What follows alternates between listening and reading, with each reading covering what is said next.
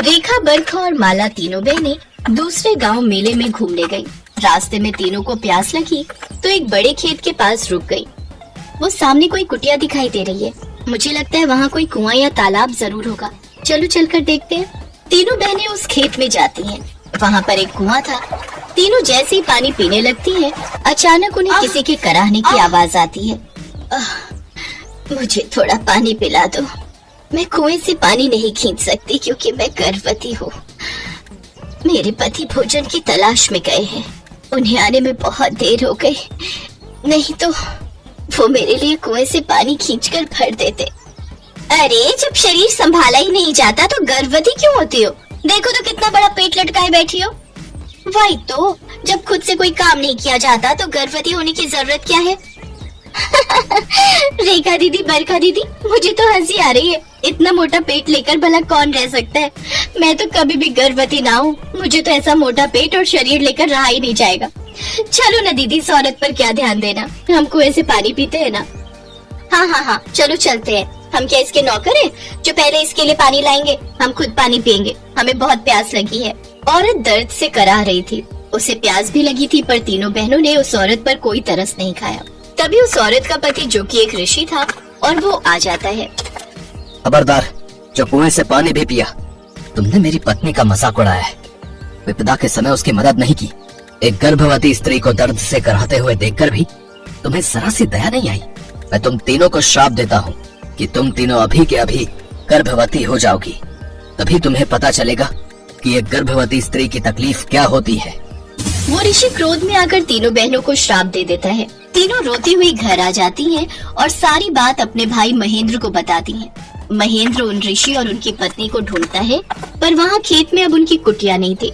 न जाने वे दोनों कहाँ चले गए थे। महेंद्र अपनी बहनों के साथ घर लौट आता है। महेंद्र की तीनों बहनें गर्भवती हो चुकी थी। उनको गर्भावस्था में देखकर सारे गांव वाले उन पर थू थू कर रहे थे। महेंद्र की तीनों बहनों का रो रो कर बुरा हाल था। हे भगवान, अब मैं क्या करूं? इन तीनों की तो सगाई भी हो चुकी है। अगर इनके ससुराल वालों को ये बात पता चली तो मैं उनसे क्या कहूँगा कि मेरी तीनों बहनें बिन ब्याही गर्भवती कैसे बनी? कौन विश्वास करेगा? भैया, अब हम क्या करेंगे? हमें तो बहुत डर लग रहा है। हमारी वजह से आपकी कितनी बदनामी हो रही है। इससे तो हम तीनों इस दुनिया में ना ही रहे तो अच्छा है। रेखा, कैसी बातें कर रही हो तुम तीनों? तुम तीनों बहनें मेरे लिए क्या हो ये बताने की जरूरत नहीं। कोई ना कोई रास्ता जरूर निकल आएगा। चलो, हम भगवान शिव के मंदिर चलते हैं और उनसे प्रार्थना करेंगे कि वो उन ऋषि और उनकी पत्नी को ढूंढने में हमारी मदद करें। महेंद्र तीनों बहनों के साथ शिव जी के मंदिर जाता है और प्रार्थना करता है। तभी तीनों की नजर वहाँ ऋषि और उनकी पत्नी पर जाती है, जो मंदिर में ही बैठे थे। भैया, वो देखो, वो ऋषि और उनकी पत्नी वहाँ बैठे हैं। भगवान शिव ने हमारी सुन ली भैया। हमें ऋषि और उनकी पत्नी मिल गए। चलो रेखा दीदी, बरखा दीदी, हम उनसे माफी मांगेंगे। जय शिव शंकर, आपने हमें ऋषि और उनकी पत्नी से मिलवा दिया। आपकी सदा ही जय हो। चलो तीनों, जल्दी चलो और इनसे माफी मांगो। चलो। महेंद्र तीनों बहनों के साथ उन ऋषि के पास जाता है और सिर झुकाकर क्षमा मांगता है। हे ऋषि महाराज, मेरी तीनों बहनों से भूल हो गई। इन्होंने नादानी में ऐसा किया। इन्हें क्षमा कर दीजिए ऋषि महाराज। अच्छा, तो तू इन तीनों की तरफदारी करने के लिए आया है? क्या मैं नहीं माफ करूंगा? नहीं, ऐसा मत कहिए। अब भगवान शिव के मंदिर में बैठे हैं और आप तो जानते ही हैं शिव जी कितने दयालु हैं। वो अपने सभी भक्तों को क्षमा कर देते हैं। तो आप भी तो शिव भक्त हैं। आप भी मेरी बहनों को क्षमा कर दीजिए। अच्छा, चल ठीक है, मैं तेरी तीनों बहनों को क्षमा कर दूंगा, पर तुझे मेरी एक शर्त माननी होगी। कहिए, मुझे आपकी हर शर्त मंजूर है। ठीक है, मैं अपना श्राप वापस ले लूंगा, पर तुम्हें अपनी बहनों के लिए बलिदान देना होगा।